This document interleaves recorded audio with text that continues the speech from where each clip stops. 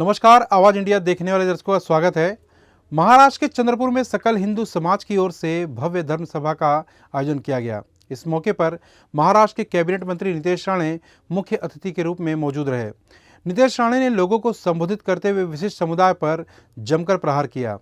नितेश राणे ने कहा कि राज्य में हिंदुत्ववादी विचारों की सरकार है। अगर समय रहते लव जिहाद, लैंड जिहाद और गौ माता की ओर टेढ़ी नज़र से देखना बंद नहीं किया गया तो एक एक को ढूंढकर वो अंदर भेजेंगे। नितेश राणे ने आगे ये भी कहा है कि हिंदू समाज के विरोध में जो नाटक शुरू है, ये समय रहते इन दाढ़ी वालों ने बंद नहीं किया तो पाकिस्तान में बैठा इनका लीडर भी इनको पहचान नहीं पाएगा। ये गारंटी देता हूँ। आघाड़ी की सरकार में तुमने मजे कर लिए, लेकिन अब हमारी सरकार है। हिंदू राष्ट्र में पहले हिंदुओं का हित देखा जाएगा। आपको बता दें कि इस मौके पर चंद्रपुर शहर में विशाल बाइक रैली भी निकाली गई। पूरे शहर में जय श्री राम के नारे गूंज रहे थे। रैली के बाद गांधी चौक में धर्मसभा का आयोजन किया गया था। आमच्या हिंदू राष्ट्रामध्ये चालणार नाही। आमच्या हिंदू राष्ट्रामध्ये हिंदूंचं पहिलं हित बघितलं जाणार आणि मग बाकीच्या लोकांना मोजलं जाणार, असा सरळ स्पष्ट नियम आमच्याकडे आहे। स्पष्ट नियम आहे। म्हणून उगाच त्यांचे लोकांचे लाड जे काही 22 प्रकरण आहेत, माझ्या हिंदुत्ववादी कार्यकर्त्यांना सांगेन, त्या प्रशासनाच्या मागे लागा। कोण काम करत नाही त्याचं फक्त नाव माझ्याकडे आणून द्या, मग पुढचा कार्यक्रम माझा आहे। फक्त माझ्याकडे नाव आणून द्या। मलाही बघायचं आहे की आमच्या देवाभाऊच्या सरकारमध्ये कोणाला बिर्याणी जास्त आवडते। मग आमच्याकडे पण मिळते मटन बिर्याणी, चिकन बिर्याणी, कव्वा बिर्याणी सगळं भेटेल। मग बघू काय करायचं आहे ते। मग उगाच हे सगळी नाटकं करायची नाही।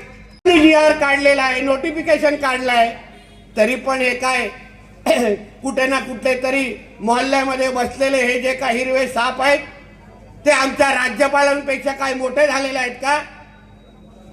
त्यांचे लाड आम्ही आमच्या सरकारपेक्षा जास्त करायचे का? 4 पॅकेट तुम्हाला बिर्याणी कोणाला पोचवतात म्हणून आमच्या राज्यात असलेला हा कायदा तुम्ही तोडण्याची हिम्मत करता का?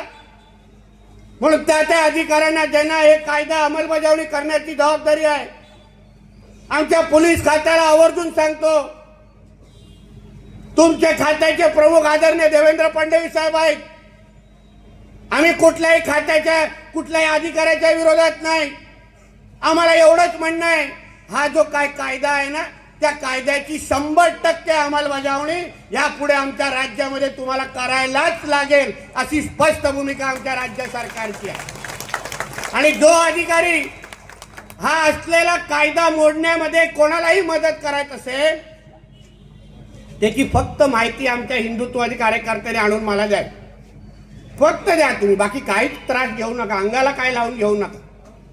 मग पुढे कोणाला कसा त्रास होतो हे तुमचाच तुम्ही अनुभव घ्या। पण आमच्या राज्यामध्ये कुठल्याही गायचं कत्तल आम्ही सहन करणार नाही, ही आमची सगळ्यांची भूमिका आहे आणि याची अंमलबजावणी झालीच पाहिजे।